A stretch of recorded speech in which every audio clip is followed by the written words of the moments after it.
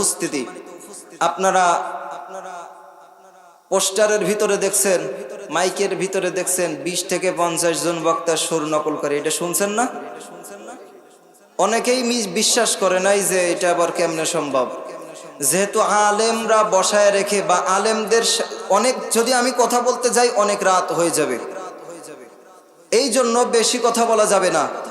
আমি আপনাদেরকে কয়েকটা মিনিট কমিটির কাছ থেকে অনুমতি নিব, নিয়ে আপনাদেরকে কয়েকটা কণ্ঠ শোনাবো। এখন যদি আপনারা অনুমতি দিবেন তাইলে লিল্লাহে তাকবীর।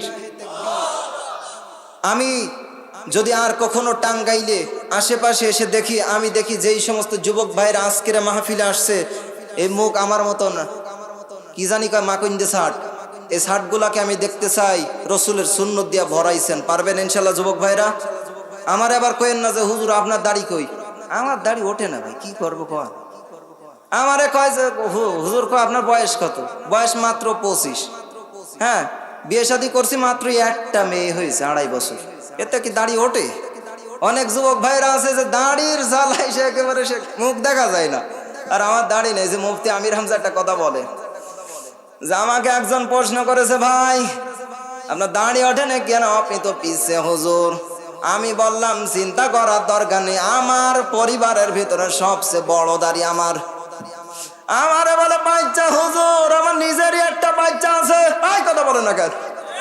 এটা কার সুর? চেনেন এনারে?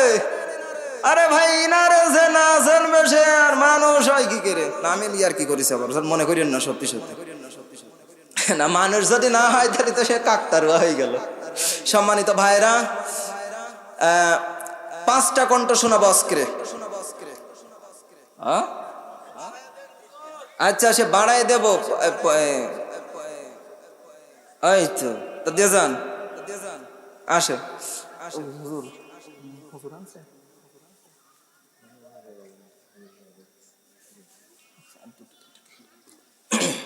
সম্মানিত উপস্থিতি, আসলেই আমাদের অন্য একরকম একটা প্ল্যান আছে, যেটা মাহফিল কমিটি আমার, বিশেষ করে আমাদের হাফেজ সাহেব হুজুর যেহেতু আমাকে আনছে আকর্ষণ হিসেবে, এখন যদি সব ফুরায় যায় তাহলে এই শ্রোতা উঠে যাবে গা অনেকেই।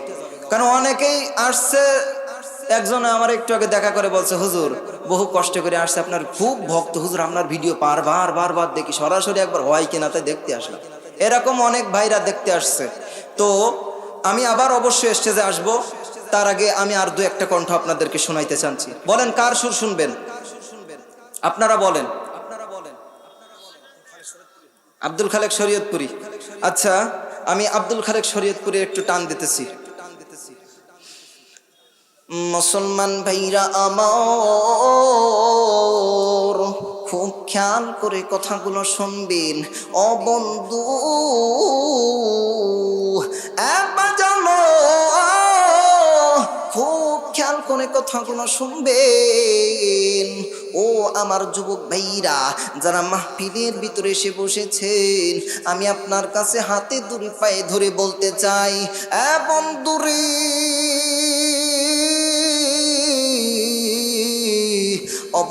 অবশ্যই সুর শুনে শুধু মজা নিবেন তেমনটা হবে না। আমি আপনাদের কাছে দাবি করব, আল্লাহ যেন আমাদের এই মাহফিলটারে কবুল করে নাই। বলেন আল্লাহুম্মা আমিন। এইবার কাটটা শুনবেন, বলেন কুয়াকাটা। আচ্ছা ওই তো ও পেছনতে আসি, তারপরে আপনার এটা শোনাবো। আজহারি সাহেব হুজুর, তিনি আমাদের বর্তমান দেশে নাই, কিন্তু তিনি আজও পর্যন্ত আমাদের যুবক ভাইদের কলিজা স্পর্শ করে রেখেছে, ঠিক কিনা বলেন? আজহারি সাহেবকে যারা ভালোবাসেন, আমি আজহারি সাহেবের হুজুরের সুর দেওয়ার পরে লিল্লাহি তাকবীর আপনারা একজন দিয়া আমি দেখবো আজহারি সাহেবরে, এই কোরআনের পাখিটাকে কে কত ভালোবাসেন।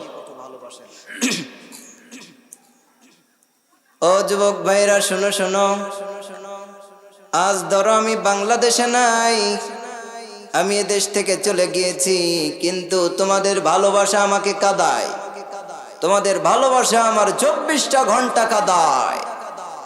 ও যুবক ভাইয়েরা, আমি তোমাদেরকে বলতে চাই, তোমরা আমাকে যেমন ভালোবাসো, আমি তোমাদেরকেও কোরআনের জন্য তেমনটা ভালোবাসি। ও অবশ্যই আমি আজহারি সাহেবের সুরে এই কথাগুলো বলার কারণ হইল এইটা, আজহারি সাহেবের এই কণ্ঠটা আজও অনেক যুবকের অন্তরের খোরাক, এটা আজও অনেক যুবকের অন্তরের খোরাক হয়ে দাঁড়িয়েছে। আজ অনেক যুবকেরা তার কণ্ঠটা শোনার সঙ্গে সঙ্গে থমকে দাঁড়িয়ে যায়। ও যুবক ভাইয়েরা, এই জন্য আলেমদেরকে ভালোবাসতে হবে। শুধু আজহারি নয়, শুধু আমির হামজা নয়, শুধু হাফিজুর রহমান সিদ্দিকী নয়, আর বিশেষ করে আমি আপনাদেরকে জানাতে চাই, শুধু সুর শুইনা আনন্দ নিলে হবে না। এই আলেমরা যেই পথে চলে এই পথে চলার দরকার আছে না নাই? এ যুবক ভাইয়েরা যারা এখনো বাজারের ভিতরে ঘোরাফেরা করতেছো, তাদের বাজারটাই আপন হয়ে